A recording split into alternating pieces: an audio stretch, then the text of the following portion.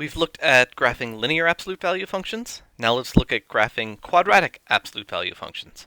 Before we dive in, however, it would be a good idea to review graphing quadratic functions in the first place.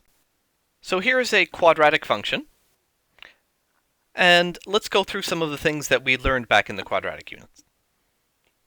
So first, we want to find the x-intercept and the y-intercept. We'll start with the y-intercept, since that's typically the most trivial.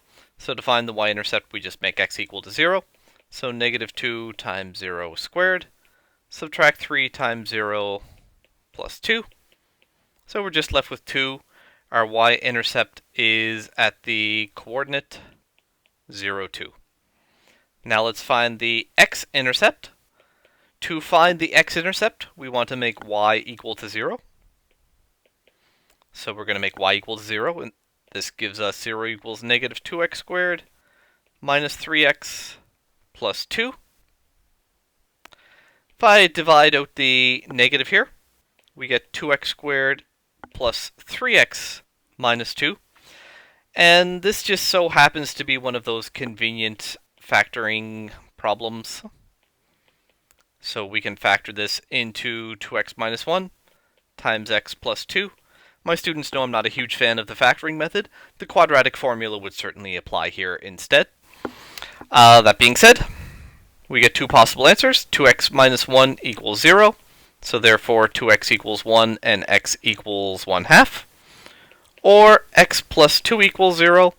Therefore x equals negative 2. So our two possible x-intercepts are 1/2 0 and negative 2 0. Okay, that's part A. Part B, we want the vertex.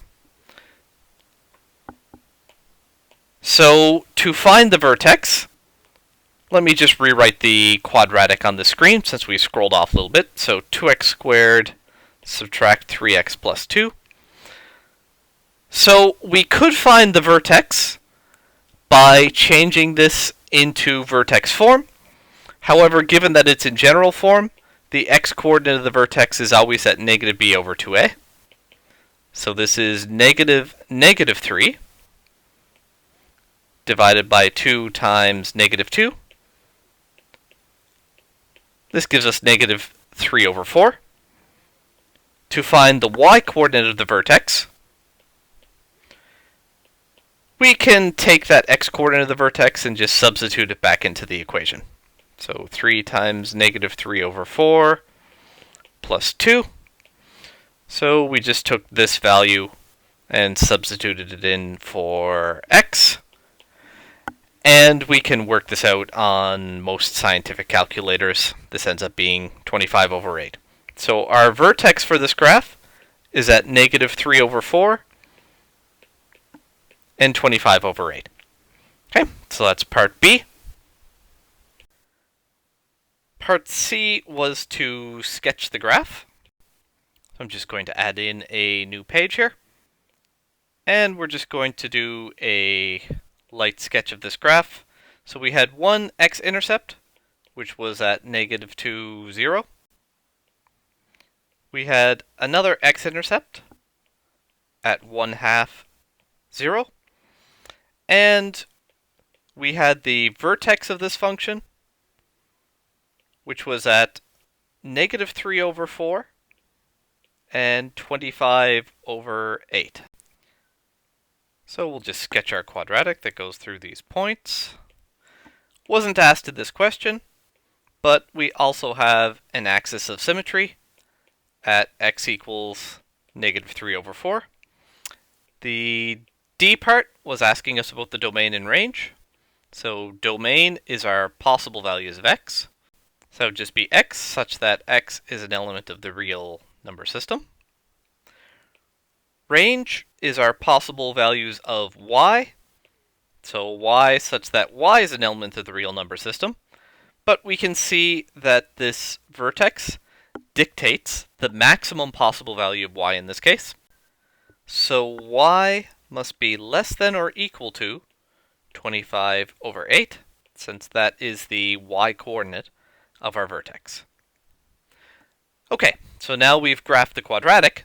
let's go on to graphing the absolute value of this quadratic. So let's get started with the x-intercepts. So to find the x-intercepts, we're going to make y equal to 0.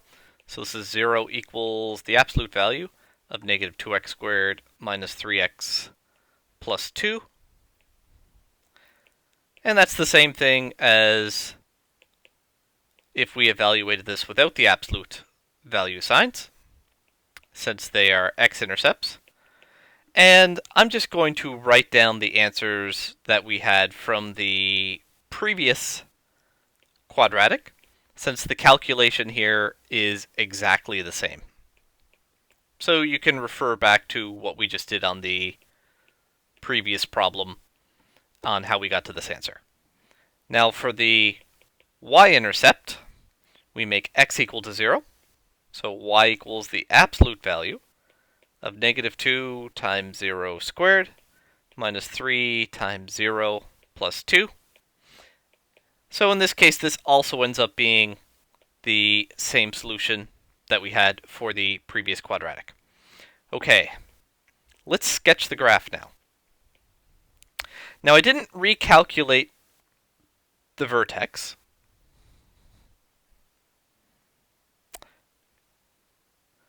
So we have this point negative 2, 0. And 1/2, 0. And perhaps you'll see why I didn't recalculate the vertex in a moment. We also have a y-intercept at 0, 2. So here's part of our quadratic. Now, if this were not an absolute value function, this would continue going in the negative y direction. But it is an absolute value function. So this part is actually going to go off in the positive direction. And we're going to end up with a graph that looks something like this. Next up is the domain and range.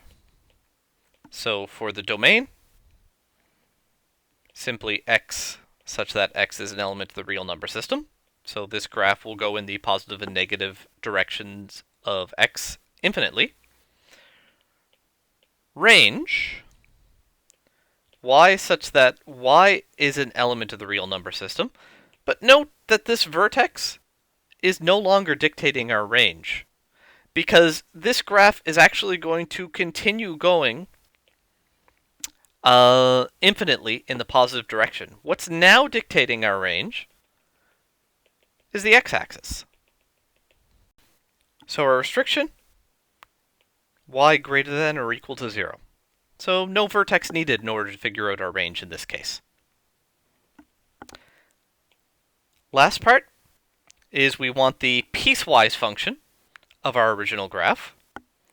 So y equals, well, let's look at this. And this portion in the center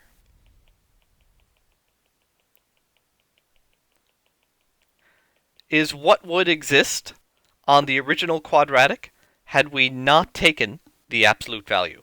So the quadratic that we started with was negative 2x squared, subtract 3x plus 2, and that stays the same as long as x is in between those two x-intercepts. So we have negative 2 less than or equal to x, less than or equal to 1/2.